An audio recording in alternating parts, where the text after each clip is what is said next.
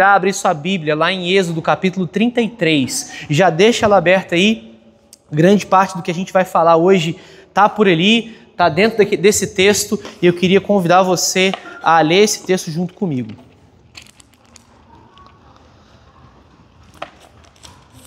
Êxodo capítulo 33. Ah, pastor, qual versículo? Todo ele. Poxa, pastor, mas eu vou ler um capítulo inteiro hoje? Olha que legal, o que você não fez no ano inteiro, você vai fazer agora. Brincadeira, eu sei que você lê a Bíblia todo dia, 10 capítulos por dia, brincadeira. Mas hoje você vai ler um capítulo inteiro da Bíblia e você vai perceber que algumas vezes você não deve fracionar pontos de capítulos da Bíblia, você precisa ler ele todo para entender o contexto. Esse é o caso desse texto, você precisa do capítulo inteiro. O texto nos diz assim, e aqui que eu vou fazer talvez o meu malabarismo, eu vou ter que ler pelo notebook, coisa que eu não queria fazer. Vamos lá.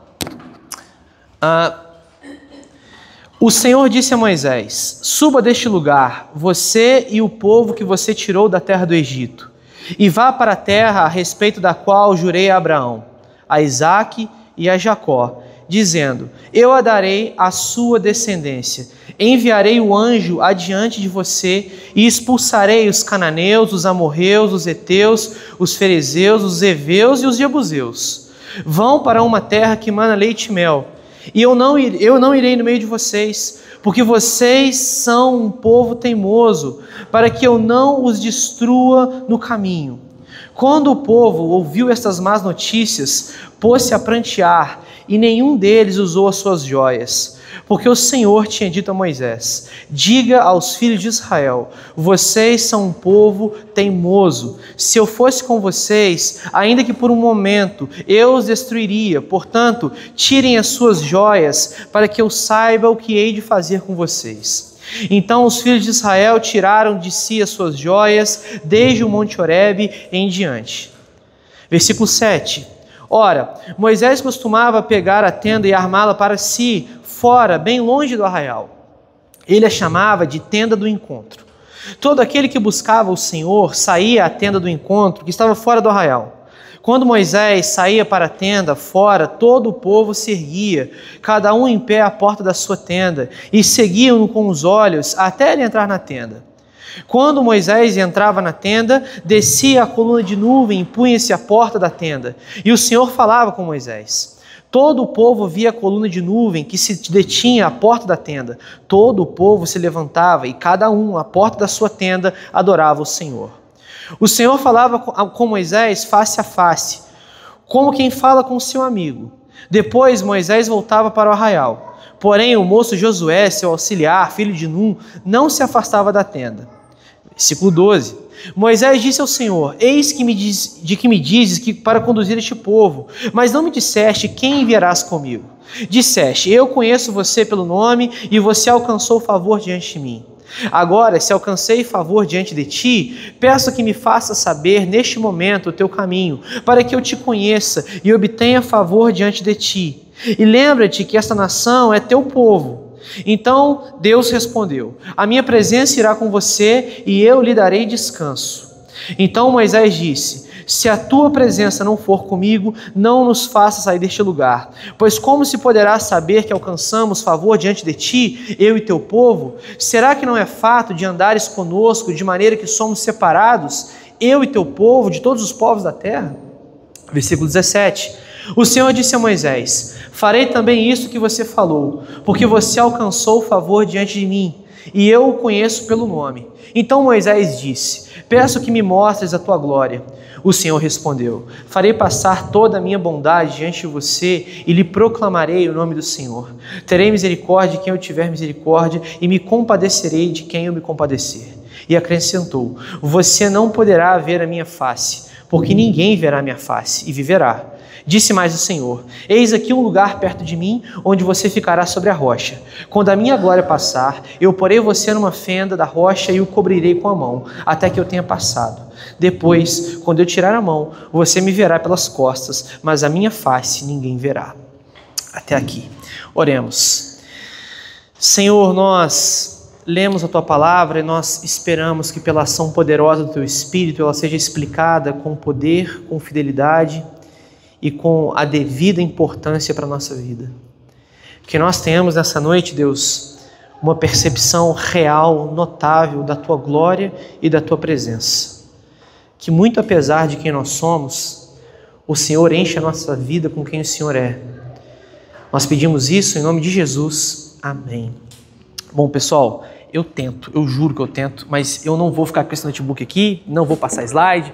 Você vai acompanhar a pregação junto comigo aqui no Gogó, na palavra, na escritura. E eu queria que você tivesse um pouquinho de atenção, porque a pregação, ela de alguma forma tem alguns pontos mais diferentes, e se você piscar, você vai perder. Eu já estou te adiantando isso. Não acha que é aquelas pregaçõezinhas que você vai ali 3 pontinhos, não, essa é extensa mesmo, tem algumas questões um pouquinho mais complexas, e tem coisas que vão desafiar você. Então, o meu convite para você é ligar o modo turbo aí, e prestar muita atenção no desenvolvimento do que a gente vai falar. Pois bem, essa série, ela começa hoje, ela está pensando para você e para mim, e a ideia dela é justamente tratar algumas questões que falam sobre como nós, cristãos, e como você que não é cristão, deveria se relacionar com a presença de Deus. Talvez essa é a maior crise que nós tenhamos que enfrentar na vida, ou a maior crise que você enfrenta na vida, ou a maior crise que você enfrentou na sua vida até hoje. A forma como você lida com a presença de Deus. De antemão, eu te aviso que não há nenhuma crise que você enfrente, nem financeira, nem de saúde, nem emocional, nenhuma crise que se compare à crise de alguém que não experimenta ou que não experimenta mais a presença de Deus. Talvez você pense, bom, mas alguma crise pode ser maior do que essa. Não. Nada é pior do que um cristão que não experimenta mais a presença de Deus. Aí você que é um pouquinho mais calvinista como eu, um pouquinho mais fervoroso na teologia, pode pensar assim, bom, mas uma vez salvo, sempre salvo, eu agora sou salvo e estou conquistado pelo sangue do Cordeiro e ninguém tira minha salvação. Correto, eu também amo teologia, mas eu queria te fazer um ponto aqui. A nossa percepção sobre a presença de Deus, ela precisa ser um pouquinho melhor trabalhado. Todo ser no cosmos, todo ser na terra e fora da terra, qualquer ser, qualquer criatura, qualquer tipo de objeto, todos experimentam a presença de Deus diante do seu atributo da onipresença. Ele está em todos os lugares, Ele é Deus. Não há 1 milímetro no cosmos, não há um lugar no cosmos que não experimente a presença de Deus nesse atributo. Só que, biblicamente falando, Deus manifesta a sua presença de uma maneira especial para o seu povo. Em outras palavras, através da revelação geral de Deus, quando Deus se revela para todo o universo, Ele manifesta a sua presença. Isso é a onipresença de Deus. Nenhum ser na terra pode dizer assim, bom, eu não experimentei essa presença. Todos experimentamos, porque Deus sustenta o sol, a lua, as estrelas, a chuva, o ar. Tudo isso é sustentado por essa presença gloriosa e perene de Deus. Só que, para o seu povo, para aqueles que são chamados à salvação, Deus manifesta essa presença de maneira especial, de maneira específica. E isso tem um caráter pactual, isso tem um caráter de aliança. Deus manifesta a sua presença ao seu povo de maneira distinta a qual ele experimenta ou que ele explana para o cosmos. Se você é parte do povo de Deus, você experimenta a presença de Deus de uma maneira diferente. E se você é salvo, você pode ter mais ou menos experiência com essa presença de Deus. Não é fato que todo cristão experimenta a presença de Deus de maneira igual. Não. Homens e mulheres de Deus ao longo da história experimentaram a presença de Deus de maneira mais efusiva, maneira mais clara, maneira mais profunda, mais real. Outros homens, de uma maneira muito contrária, caminharam distante da presença de Deus, caminharam distante do que era o relacionamento íntimo com Deus, porém mesmo assim foram salvos, mesmo que pelo fogo. Uma fé mais imatura, uma fé mais distante, mas mesmo assim uma fé que foi salva pela graça, mediante a fé, não vem de nós, é dom de Deus. Então eu queria que você separasse bem as coisas aqui. Dizer que você é salvo já faz com que você experimente a presença de Deus de maneira salvífica. Mas isso não garante para você que você vai experimentar a presença de Deus da forma como nós vamos ver aqui. Você vai ver nesse texto que é muito possível você ser salvo e não experimentar a presença de Deus de maneira mais efusiva e se distanciar desse Deus.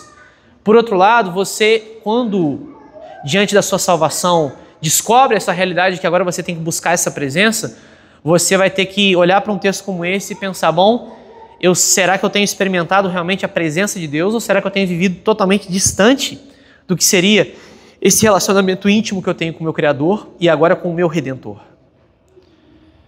Ainda que você tenha bons argumentos teológicos para me dar e para me dizer que um cristão experimenta a presença de Deus igualmente em todos os cenários, eu queria te mostrar biblicamente aqui como é que isso se dá de uma maneira mais clara na Bíblia e como é que eu e você somos chamados, convocados para experimentar a presença de Deus de maneira mais forte, mais efusiva, sem sentimentalismo, sem misticismo, mas com propriedade. E aqui a gente tem uma grande crise na igreja brasileira. São dois extremos perigosíssimos. O primeiro deles é um misticismo em relação à presença de Deus.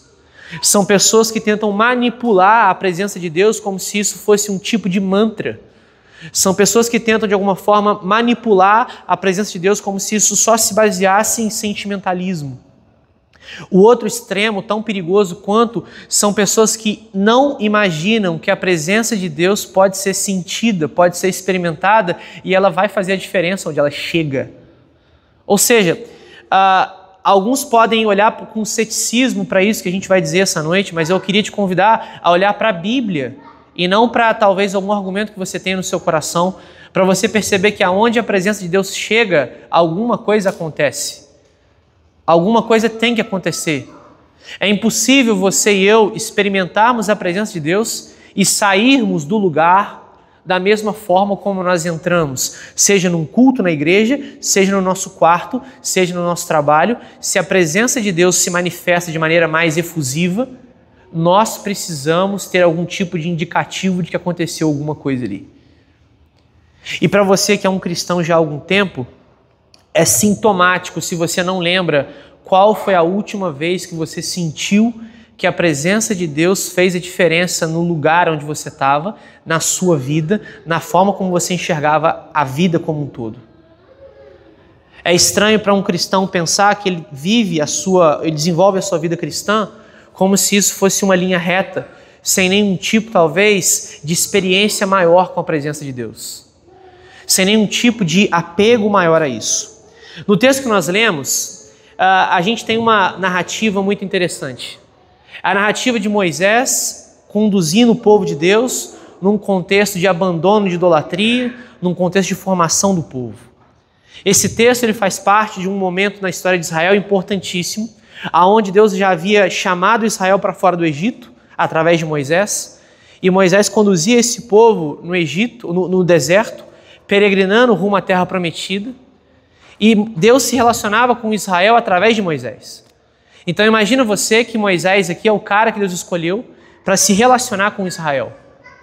Aquele povo todo que foi liberto do Egito só se relacionava com a presença de Deus através de um homem chamado Moisés. Pensa aí, por exemplo, se você fosse um israelita naquele contexto, você não podia dizer assim, eu tenho acesso à presença de Deus. Você poderia dizer assim, olha, eu tenho acesso a um homem que tem acesso à presença de Deus. Israel era alguém que mediava essa relação da presença de Deus com Israel. Deus não manifestava a sua presença para Israel como um todo. Ele manifestava a sua presença para Moisés. Você vai ver no texto aqui que isso fica muito claro. Bom, em uma dessas manifestações da presença de Deus para Israel, através de Moisés, Moisés recebe as 2 tábuas dos 10 mandamentos. Só que tem um ponto, ele demora a descer do Monte Sinai, onde ele recebe essas tábuas. Quando ele desce para o povo de Israel, para dizer, olha Israel, aqui está toda a lei moral de Deus, aqui está a forma como a gente vai estruturar a nossa vida. Israel rapidamente já tinha levantado ali um bezerro de ouro para adorar ou a um falso Deus, ou ao Deus verdadeiro de maneira equivocada. É fato que o texto não deixa claro se Israel levantou esse bezerro de ouro para adorar ao Deus verdadeiro, mas de forma muito equivocada, fazendo uma imagem de ouro para ele, de um bezerro, ou se Israel realmente, intencionalmente, levantaram um outro falso Deus. O texto deixa essa ambiguidade. Mas fato é que nesse texto aqui, Êxodo 33, Deus ele resolve tratar Israel diante do pecado da idolatria e do abandono da fé. Em outras palavras, o que a gente tem nesse ponto aqui faz parte de uma narrativa onde Deus trata Israel diante da sua idolatria. E aqui nós vemos a primeira forma como Deus faz isso. Ele condiciona a sua presença em Israel. Ele vai dizer: ó Israel, vocês vão continuar seguindo viagem, vocês vão chegar na terra prometida, vocês vão entrar em Canaã, mas eu não vou com vocês mais.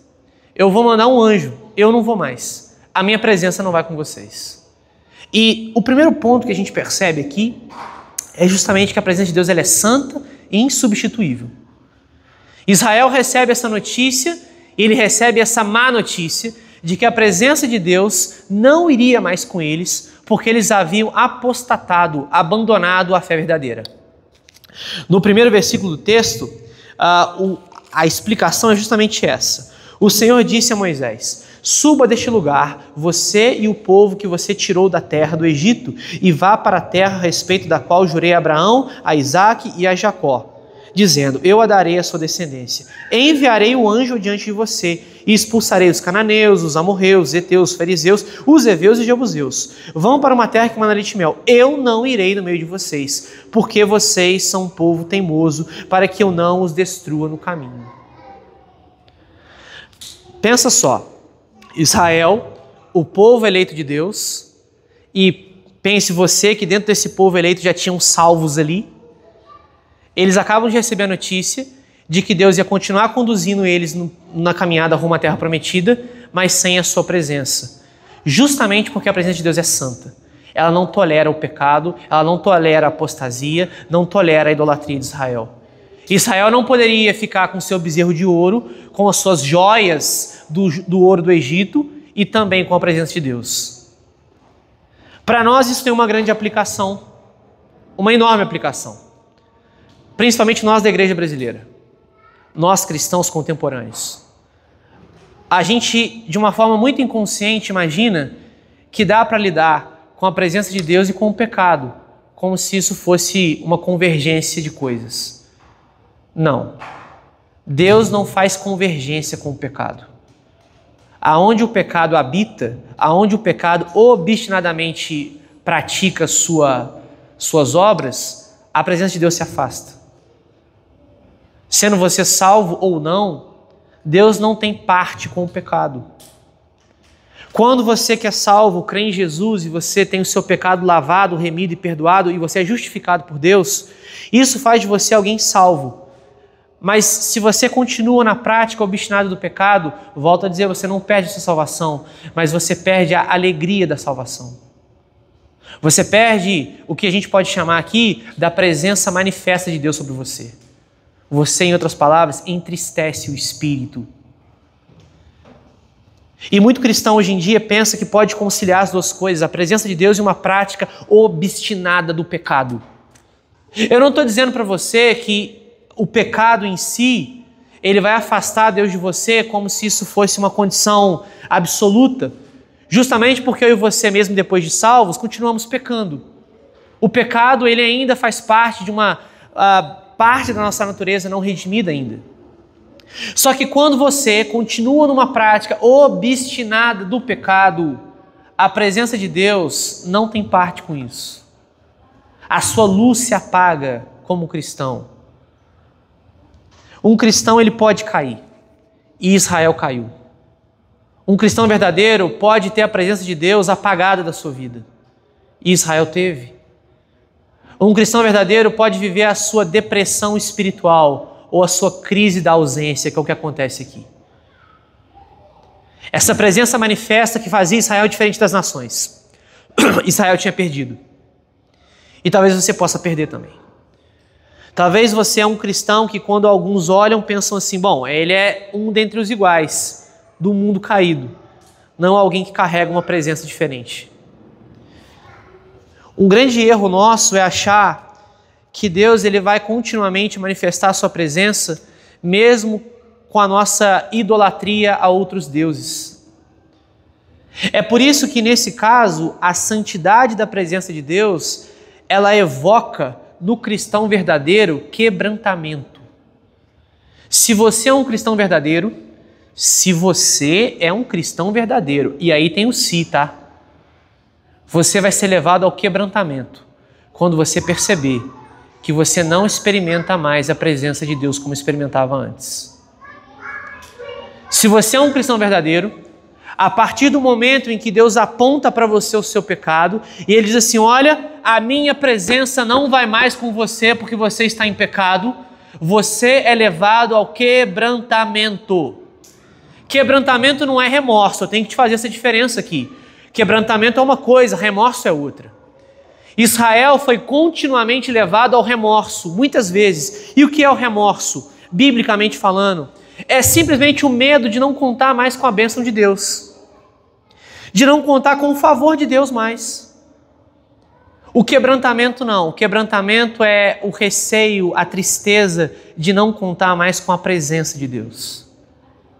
Israel aqui, ele tem uma dura decisão para tomar, porque Deus, ele não retira a bênção de Israel. Ele vai dizer assim, Israel, você vai para a terra prometida, fica tranquilo, o anjo vai com vocês, mas a minha presença não, tá? E Israel tem uma decisão para fazer, ou eles continuam rumo a Canaã, na terra prometida, sem a sua presença, ou eles abandonam o pecado e experimentam a presença. Para nós isso tem uma aplicação legal, porque eu e você, nós somos chamados a uma vida de quebrantamento como cristãos. Para você experimentar a presença de Deus não tem jeito, o quebrantamento é parte importantíssima. Não tem condição, meu irmão e minha irmã. Quanto mais o tempo passa, mais o nosso coração vai ficando endurecido diante dessas práticas, que muitas vezes a gente vai vendo a presença de Deus tão distante, tão distante, tão distante, tão distante, de uma maneira tão, uma luzinha no fim do túnel. E a gente acha que isso é normal. E talvez a gente ache que a prática obstinada do pecado é só quando você mata alguém, quando você comete adultério. Não, não, não. Às vezes a idolatria ou o pecado, ele vai dentro de você. São questões sutis, são questões que ninguém vê, são questões que só você e Deus sabem. A idolatria de Israel aqui fica clara, mas as nossas não. Me fala uma coisa, o que é idolatria hoje em dia? Levantar um bezerro de ouro? Não é. Existem tantas formas de levantarmos bezerros de ouro ao nosso redor. A sua profissão, a sua família, a tela de um celular, tudo isso pode se colocar diante de você como um grande bezerro de ouro que tira a sua atenção ao foco da presença de Deus. E Deus não tolera esse tipo de coisa. Quando você dá atenção às muitas outras coisas e não mais à presença de Deus, Ele simplesmente diz, vai, segue sua vida. Como foi aqui? Ou Ele te chama para o quebrantamento. E quando Ele chama um cristão ou o povo dele para o quebrantamento, há muita coisa acontecendo. O texto é muito claro e ele mostra que o povo de Israel abandonou as suas joias. E para nós isso não parece fazer muito sentido. No versículo 5 isso fica um pouquinho mais claro. Porque o Senhor tinha dito a Moisés, diga aos filhos de Israel, vocês são um povo teimoso. Se eu fosse com vocês, ainda que por um momento, eu os destruiria. Portanto, tirem as suas joias para que eu saiba o que hei de fazer com vocês. O que é tirar as joias aqui? Porque parece que não faz sentido, parece que Deus está dizendo assim, olha, vocês não podem ter adornos, não era muito isso. A questão aqui é que esse ouro que eles utilizavam para fazer as suas joias, era o mesmo ouro que eles usaram para fazer o bezerro de ouro. Era o ouro que eles tiraram do Egito. E muito provavelmente o que tem aqui é uma associação entre as joias que eles estavam usando e a idolatria ao bezerro de ouro. Como se essas joias funcionassem como um tipo de amuleto, um tipo de link, um tipo de ponto de contato para uma espiritualidade diferente daquela que havia sido revelada. Ou seja, o que Deus está chamando Israel para fazer é abandonar os seus ídolos, abandonar a sua idolatria. O que Deus está dizendo é abandonem os seus ídolos, joguem os seus ídolos por terra. O que Israel faz aqui nada mais é do que tirar os seus brincos, tirar as suas joias, tanto quanto nós temos que tirar essas joias. É você pensar qual é o seu ídolo hoje, o que tem se levantado na sua vida, que talvez tenha chegado para você, substituindo a presença de Deus, o que tem dado alívio para a sua alma, o que tem trazido aquele aconchego que nós só deveríamos encontrar na presença de Deus. Tudo isso se levanta como um tipo de idolatria, como um tipo de ídolo. Tudo que rouba o lugar de Deus na sua vida se levanta no seu coração como um ídolo, como um tipo de idolatria. Tudo aquilo que reivindica em você a satisfação, a alegria, o descanso que nós só encontramos em Deus, isso é um ídolo sendo levantado no seu coração. E isso nem sempre se mostra como uma coisa má. Muitas vezes, coisas boas se tornam ídolos.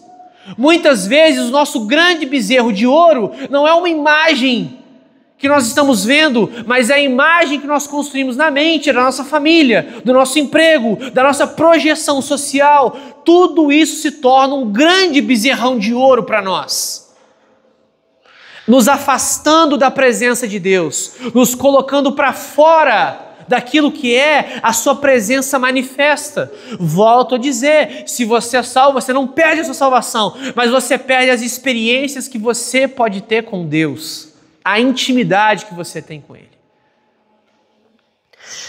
Para quem é pai e mãe aqui, entende um pouquinho melhor, e isso é uma boa ilustração do que acontece. O filho não deixa de ser filho em hipótese alguma. Alguém que foi lavado e remido pelo sangue do Cordeiro não deixa de ser filho em hipótese alguma. Mas certamente um pai tem muito mais intimidade com um filho obediente do que com um filho desobediente. Diante do seu alinhamento, da sua convergência. A relação com Deus, existe uma grande semelhança aqui. Existem filhos com grande intimidade com o pai. Esses são os filhos que obedecem ao pai. Existem os filhos rebeldes. São filhos, mas são rebeldes. Eles se distanciam do pai. Isso quer dizer que você perdeu sua salvação, você vai para o inferno? Não, de forma alguma. Isso quer dizer que você é simplesmente um filho rebelde, como Israel foi. Como o texto diz, talvez Deus essa noite diz assim: eu não irei no meio de vocês porque vocês são um povo teimoso. Isso para que eu não destrua vocês. É engraçado pensar que Deus, por misericórdia, retira sua presença para que aquele povo não fosse fulminado. Talvez muitas vezes Deus fala assim: olha, fulano ou fulana, irmão ou irmã, aqui segue o seu caminho até você ter um quebrantamento. Porque se eu for tratar com você como eu deveria, a coisa não vai ficar boa. Esse é o tipo de movimento que um pai muito amoroso faz com os filhos. A ausência da presença para que aquele filho tenha um quebrantamento mais eficaz na vida. Às vezes Deus se afasta, Ele deixa que a gente tenha momentos de frieza espiritual. Ele retira a presença de Deus sobre nós para que a gente tenha um quebrantamento na vida. Agora, vale dizer que se você é alguém que vive indiferente com a presença de Deus, talvez esse quebrantamento nunca aconteça. E aí é uma luz vermelha para você. Porque realmente só há quebrantamento quando há salvação primeiro. Só que há outro ponto aqui nesse primeiro bloco que é interessante, porque a presença não é só santa, ela é insubstituível. Deus ele dá uma alternativa para Israel, vai dizer assim: olha Israel, fica tranquilo, porque eu vou mandar um anjo com vocês. E ele vai proteger vocês. Esse anjo vai fazer vocês entrar na terra tranquilamente, não tem problema. Só que a minha presença não vai, tá? A grande questão é o quanto Israel entende que a presença de Deus é insubstituível aqui, ao ponto de dizer assim: não, Deus, mas mesmo que um anjo vá com a gente, mesmo que nós entremos na terra prometida, sem a tua presença não há condições, não tem como substituir isso. Como é que eu substituo aqui um anjo pelo próprio Deus? Não dá, Deus. Quando nós olhamos para isso aqui, vale pensar em como Israel é, de alguma forma, singularmente aqui, um povo amado por Deus. Ele experimenta a graça de Deus aqui, o favor imerecido. Mas, ao mesmo tempo, o quanto Israel tem um comportamento de filho de Deus aqui. Onde eles vão dizer: não, mas se a tua presença não for, não dá, Deus. Isso é insubstituível. Eu não substituo a tua presença com outra coisa, com um anjo, com a espada na mão. E por que nós cristãos achamos que a gente pode substituir a presença de Deus muitas vezes, né? Por que a gente acha que dá para colocar outras coisas ali no lugar?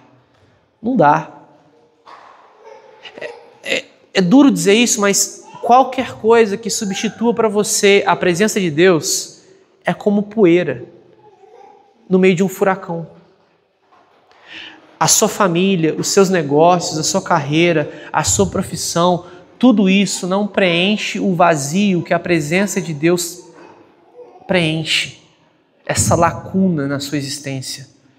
Não há substituto. Pensa você aí que nas suas melhores fases da vida, como família, pessoa, emocionalmente, tudo isso passa. E você percebe ao longo da vida que isso não substitui a presença de Deus. Não substitui.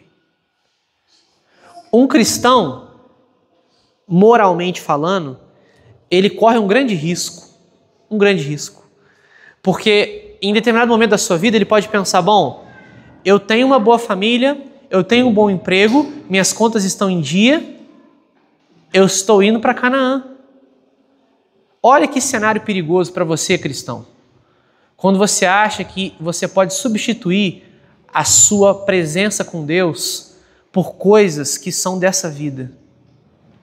Olha como é perigoso quando nós olhamos para esse cenário, aonde Deus diz assim, não, está garantido, você vai entrar na terra prometida, está tudo bem, vai tudo bem com você, vai ter um anjo para te proteger. É como se Deus estivesse dizendo assim para você agora hoje, ó, pode ficar tranquilo, você vai ser salvo, você vai entrar na eternidade, vai ter um anjo para te proteger, você vai chegar lá, mas você não vai experimentar minha presença mais porque você está em pecado. Isso está bom para você? É aí que o nosso cristianismo vai sendo filtrado. Que tipo de cristianismo se contenta com uma peregrinação sem a presença de Deus? Qual cristianismo que é esse aí que você está vivendo, que permite você peregrinar como um peregrino nessa vida, sem experimentar a presença de um Deus todo-poderoso? Não sei. Porque a presença desse Deus ela é insubstituível. Nada que você possa colocar no lugar dela vai substituir, nada. E se você é um cristão verdadeiro, o seu coração não vai descansar nessa vida enquanto você não se acertar com essa presença. Enquanto você não centrar a sua vida e falar assim, chega! Os ídolos têm que cair, o bezerro de ouro tem que ser destruído, porque eu não experimento mais a presença como era antes. Chega! Dá um basta nisso, meu caro e minha cara amiga e meu amigo. O microfone está muito ruim, está dando um eco. Não dá para você e eu experimentarmos as duas coisas, não dá. Não dá para a gente experimentar a presença do mundo, a presença de todas as outras coisas e não experimentarmos a presença de Deus. Isso é uma ficção científica na sua vida. Um cristão que vive sem ter acesso àquilo que é o seu mais precioso bem, a presença do seu Deus. Israel tinha aqui algo mais valioso que todo o ouro do Egito. Israel tinha acesso à presença de Deus. Você que foi comprado com o sangue precioso de Cristo, você tem acesso a essa presença. Não substitua isso por outros ídolos. Não substitua a presença de Deus na sua vida. Abandone os bezerros de ouro, abandone as outras coisas. Você não foi chamado para isso. Você não foi chamado, atenção pessoal, atenção aqui, você que é cristão não foi chamado para gastar sua vida substituindo a presença de Deus com outras coisas, não foi.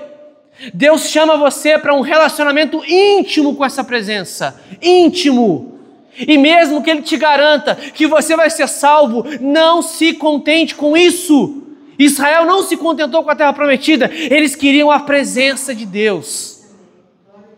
Não se concentre em outras coisas quando você estiver buscando algo para substituir isso. Desconcentre a sua atenção e pense, essa é a presença na minha vida. Israel aqui experimenta algo que nós deveríamos experimentar. É esse contraste de pensar, bom, Eu tenho acesso a muitas coisas aqui, mas nada substitui a presença para mim. E vem um segundo ponto, que é justamente como é que Moisés vai resolver esse problema.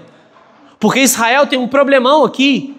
Eles estão indo para a terra prometida, Deus está falando, eu não vou com vocês, Israel, eu não vou com vocês mais.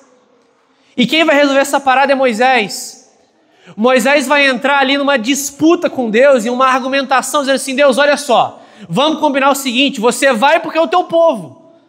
E a gente começa a perceber que essa presença não é só santa, ela também não é só insubstituível, mas ela é íntima e ela é constante.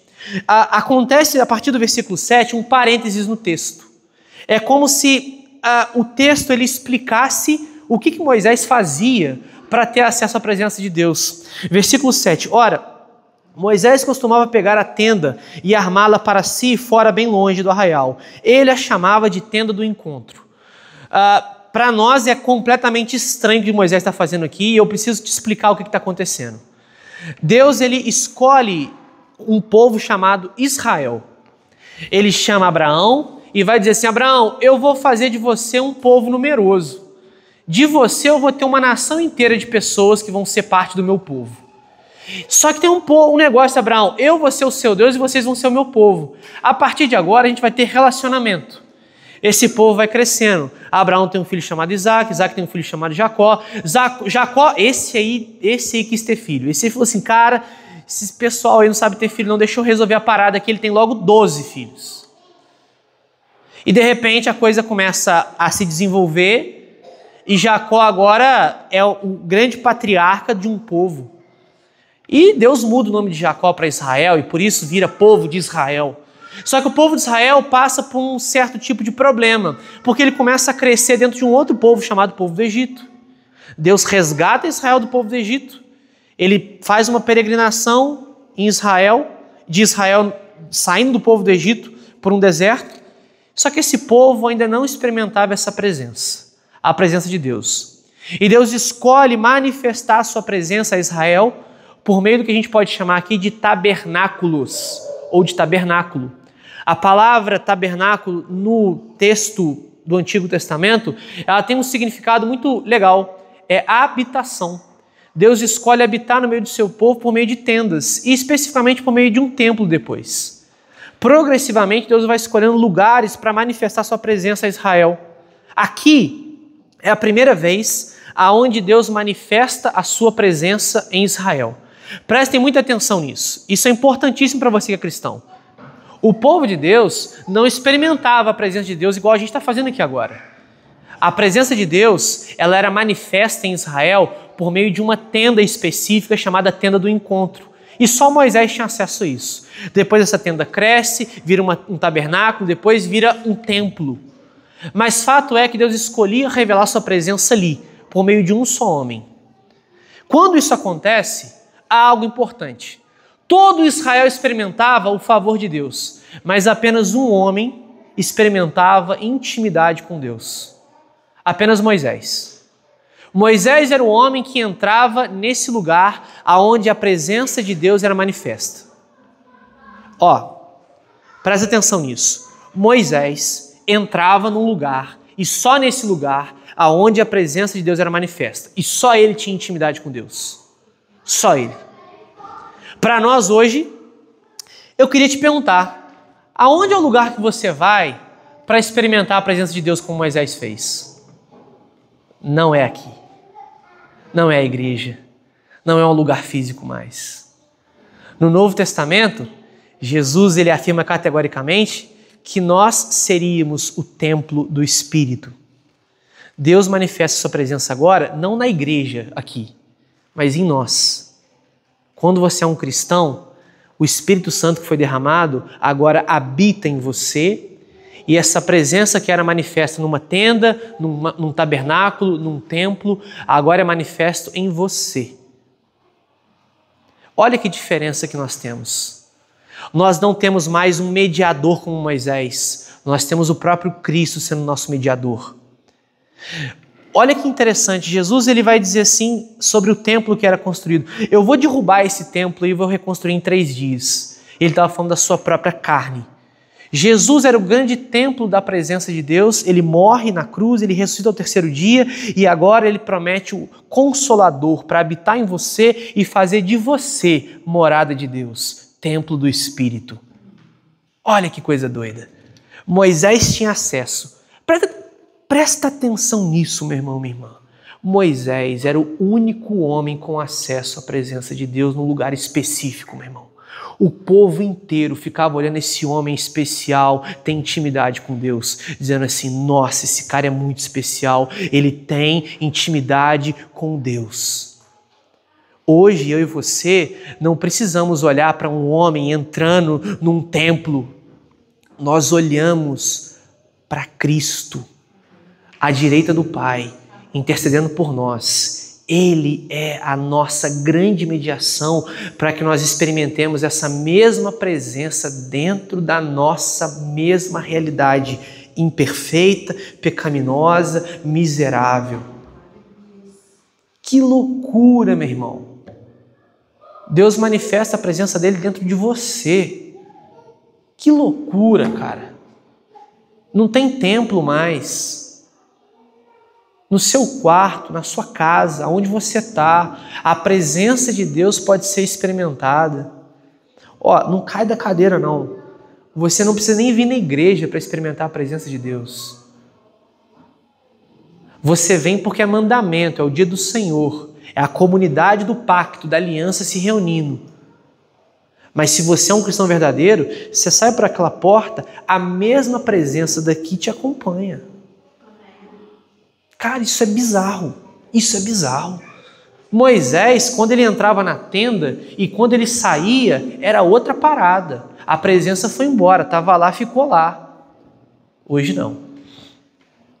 Se você experimentou a presença no seu quarto e você saiu pela sua casa, a presença está na sua casa.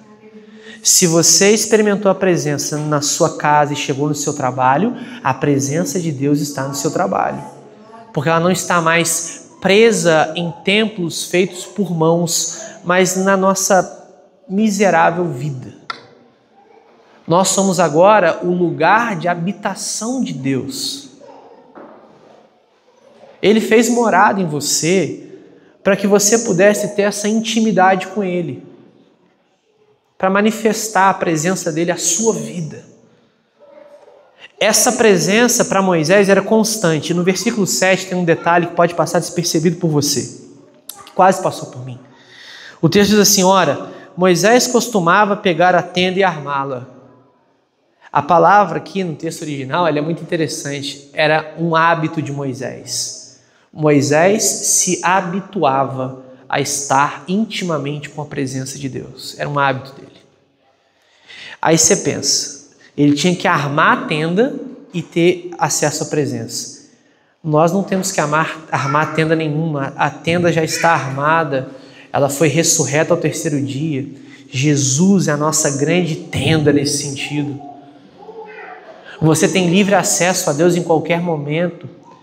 O que nos leva a uma aplicação importante desse texto. A presença de Deus precisa ser constante na vida de um cristão. Não dá, meu irmão, não dá. Ó, pelo amor de Deus, entende que eu estou te falando com muito carinho, com muito amor. Você que é um cristão, você não pode experimentar uma vida terrena com crises de ausência da presença de Deus. Não dá. Não dá. Deixa eu te explicar de novo. Não dá. Você tem o Espírito Santo habitando na sua miserável vida, tanto quanto eu e quanto Moisés. A gente olha para uma realidade de Moisés e pensa assim, nossa, o que Moisés viu, cara? Que doideira, ele viu Deus. E Moisés, se pudesse olhar para o futuro, pensaria assim, nossa, o que aquele pessoal tem, cara? Eles têm a presença de Deus habitando neles. A gente não entende, talvez, o caráter urgente que nós temos de buscar essa presença. E você pensa assim, mas o que é essa presença, afinal de contas? No final, no terceiro ponto aqui, ele vai dar um pouquinho mais de uma sinalização do que é essa presença. Porque ele vai mostrar que a presença ela é distintiva e definidora para o povo. A partir do versículo 12, o texto mostra o seguinte: Eis que me disse para conduzir este povo, mas não me disseste quem enviarás comigo. E Moisés dá uma religião sem braço aqui para Deus. Ele vai dizer assim, Deus, o Senhor sabe, né? O Senhor falou que eu ia conduzir o povo para a terra prometida, mas o Senhor não disse quem vai comigo. Pô, mas não é o anjo que ia? Para Moisés, o anjo e ninguém é a mesma coisa. Mesma parada. Não, Deus, o Senhor não falou quem vai. Moisés só aceita uma resposta, Deus. Por quê? Por que para o povo de Deus só interessa andar com Deus? Por que um anjo da guarda não resolve? Porque depois ele vai dizer o seguinte, no versículo 16. Será que não é o fato de andares conosco, de maneiras que somos separados, eu e teu povo, de todos os povos da terra? Ou seja, o que fazia Israel ser diferente das outras nações era o fato de que Deus andava com eles. Isso é distintivo para Israel. Moisés entende o seguinte, será que não é, Deus, o fato de você estar com a gente que faz a gente ser o seu povo? Se o Senhor não estiver com a gente não é mais povo do Senhor então. Não dá. Sem o Senhor não somos o seu povo. Em outras palavras, aplicando para a sua realidade, você é cristão. Como é que alguém te reconhece como povo de Deus? Quando a presença de Deus está com você. E voltando lá, no comecinho, isso só acontece quando você não tem uma vida obstinada na prática do pecado. Quando você tem uma vida em santidade. Onde as pessoas batem o olho e falam assim, ali tem um homem, uma mulher de Deus. Ali o negócio é diferente. Isso é distintivo entre as pessoas que circulam perto de você. Eu não estou falando de uma vida perfeita, tá? Alguém que tem a presença de Deus vai pecar, vai falhar, a questão não é essa. A questão é que alguém que tem a presença de Deus, quando chega num lugar, as coisas mudam. Não tem como. Alguém, vem cá, conversa pessoal eu e você aqui. Vamos lá. Você acha mesmo que se você estiver cheio da presença de Deus, o lugar que você frequenta, a sua casa, o seu trabalho, continua a mesma coisa? Você acha que continua a mesma coisa? Se você estiver cheio da presença de Deus, as coisas não vão mudar? Não, as coisas mudam. Porque isso define o rumo das coisas. É por isso que Moisés ele vai dizer assim, Senhor, não me faça sair daqui se a tua presença não for comigo. Porque Moisés sabia que ele podia chegar na terra prometida, mas que se a presença de Deus não fosse com ele, nada faria sentido. As perguntas que nós fazemos muitas vezes para tomar decisão, elas são erradas. A gente pensa assim, será que isso é bênção de Deus ou não? Será que isso vem de Deus ou não? A pergunta não deveria ser se vem ou não de Deus. A pergunta deveria ser, será que eu estarei com Deus nisso ou não?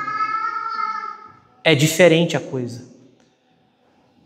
Você não deveria se perguntar, mas será que isso vem de Deus? A pergunta é, será que eu estarei com Deus nisso? Será que Deus me acompanha nesse trabalho? Será que Deus me acompanha nesse relacionamento? Será que Deus me acompanha nisso? A presença dele está comigo? Se sim, meu irmão, parte para cima. Se não, puxa o freio de mão e não vai. O povo de Deus anda com Deus. Isso é distintivo. Nenhuma experiência que você pode ter na vida se compara a essa de andar na presença de Deus e na sua tomada de decisões você pensar assim, eu só vou tomar decisões que eu consiga ver claramente que a presença de Deus está comigo nisso. Se não está, eu te dou logo de antemão um bom panorama aqui que Moisés não teria coragem de ir. A gente vai trilhando a nossa vida e a gente vai seguindo muito, isso é um problemão, a gente vai indo muito longe sem estar nessa presença. E depois para voltar um caminho muito longo. Em outras palavras, você deveria se perguntar constantemente se a presença está com você. Para você não precisar ter que fazer um caminho de retorno muito longo, porque é ruim. Quando você pensa assim, nossa, eu fui muito longe da presença, eu tenho que voltar. Se a questão mais tempo, você sabe. Andar sem Deus como aquele que é a fonte da sua alegria, a sua presença manifesta, é perigoso demais. Não faça isso. Volto a dizer, você não vai perder a sua salvação. Mas é sério que você baseia a sua busca por essa presença a partir disso? Não faça isso. O texto termina de uma maneira muito legal, quando Moisés ele vai mostrar aqui uma cena para nós que não é das mais convencionais. Ele vai pedir para ver a glória de Deus. Só que não é a glória que a gente está imaginando, é a face de Deus. Moisés faz um pedido ousado para Deus aqui. Versículo 17. O Senhor disse a Moisés: farei também isso que você falou, porque você alcançou o favor diante de mim, e eu o conheço pelo nome. Então Moisés disse: peço que me mostres a tua glória. Oh, Moisés, você é doido, cara. Você está pedindo para Deus mostrar a sua glória? Talvez você pense, pastor, mas a glória de Deus ela pode ser vista, ela pode ser experimentada. A gente pede isso. A melhor ideia aqui não é mostra a tua glória, mas mostra a tua face. O que Moisés queria ver de Deus não é a glória, é a face de Deus. Moisés é ousado. Ele fala assim: Deus, quero ver seu rosto, sua face, quero te ver. Agora, a aplicação disso para nós é interessante. Você não deve ser místico nas coisas, mas você precisa ter ousadia em pedir: Deus, manifesta mais a tua presença. O que Deus não quiser te revelar, Ele não vai te revelar, e ponto final. Mas não se contente com coisas poucas na presença dEle. Moisés já tinha visto muita coisa aqui, muita coisa. Ele tinha visto a sarça ardente, tinha ouvido, ele tinha visto Deus escrevendo os 10 mandamentos, ele já tinha visto a coluna de nuvem, e ele quer mais da presença de Deus. Ele não está com medo de tomar um não, ele quer mais.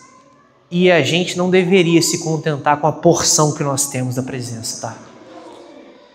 Eu queria te dizer assim: se você está contente com a porção da presença de Deus que tem sobre a sua vida, você não está pensando da forma como deveria sobre o que é o enchimento do Espírito. Está satisfeito com o que você tem da presença de Deus? Eu estou. Então você está muito atrás. Está muito atrás. A gente não pode se contentar. Moisés quer mais, ele quer ver a face. A presença de Deus ela é gloriosa, ela deve te convocar a ter mais experiências, a ter mais profundidade nisso. Só que ao mesmo tempo ela é temível. Ela gera em Moisés um terrível senso de que deu ruim para ele. Porque Deus vai ser gracioso e dizer assim: não, Moisés, eu não vou mostrar minha face, mas a minha bondade você vai ver. E ele vai esconder Moisés aqui, numa fresta, numa fenda da rocha. E aqui a coisa não é tão clara para nós. O texto ele realmente tem alguma ambiguidade, tem alguma confusão, porque não parece ficar claro que tipo de experiência que Moisés teve, o que ele viu. Não fica claro. Qualquer teólogo que tente dizer assim: Moisés viu isso, não dá para dizer. O texto não mostra. As teofanias de Deus, as manifestações físicas de Deus no Antigo Testamento são claras. Essa daqui não. Essa teofania ela é estranha. Ela é temível. O texto no final vai dizer: você não poderá ver minha face, porque ninguém verá minha face. Disse mais o Senhor: eis aqui um lugar perto de mim onde você ficará sobre a rocha. Quando a minha glória passar, eu porei você numa fenda da rocha e cobrirei com a mão até que eu tenha passado. Depois, quando eu tirar a mão, você me verá pelas costas, mas a minha face ninguém verá. Aqui a gente faz um salto para o Novo Testamento. Moisés não viu a face de Deus. Ele viu suas costas. O que isso quer dizer? Não dá para saber. Mas nós vemos algo que para Moisés seria uma loucura. Capítulo 1, versículo 14 de João, o Evangelho de João. A gente tem um grande complemento do que está acontecendo aqui. João ele vai dizer para a gente algo que é extraordinário. Moisés não viu a face de Deus, nós não veremos aqui nessa terra. Mas quando Cristo, a encarnação de Deus, é apresentada aos homens, João diz assim, e o Verbo se fez carne e habitou entre nós, cheio de graça e de verdade, e vimos a sua glória como a glória unigênito do Pai. Jesus, para mim e para você, é a manifestação dessa glória que Moisés pediu lá. Ele pediu, mostra a tua glória, mostra a tua face. Deus agora mostra em Cristo. Você e eu, nós temos acesso a coisas que Moisés não tinha. A gente tem acesso a coisas na presença de Deus que Moisés não tinha. Você não pode sair por aquela porta sem entender isso. Você é chamado a experimentar muito mais da presença de Deus que você tem experimentado, muito mais. Você é experimentado a ter mais intimidade, mais experiência, mais relacionamento com Deus do que você já teve até então. Você é desafiado a fazer isso. Você é desafiado a olhar para esse texto e pensar assim, bom, eu tenho a revelação de quem Jesus é. Agora eu tenho que buscar essa presença, não me resta mais nada para fazer. Não desperdice a sua vida cristã, meu irmão, minha irmã. Não desperdice. Não leve uma vida cristã pensando que as coisas são assim mesmo, essa aguinha meio morna. Eu não vou dizer que Deus vomita o morno, isso daí é uma má aplicação de Apocalipse. A questão da água morna, que eu quero dizer é o seguinte: você acha que a vida cristã é só isso aqui? Não é, tem mais aí. Ela é muito mais do que você imagina. A presença de Deus para a sua vida tem mais e muito mais. Não se contente com o que você tem. Busque essa presença incessantemente. Abandone os seus ídolos, abandone a idolatria. Busque essa santa e insubstituível presença. Vá em intimidade e constância para essa presença. Entenda que essa presença é distintiva e definidora da sua vida.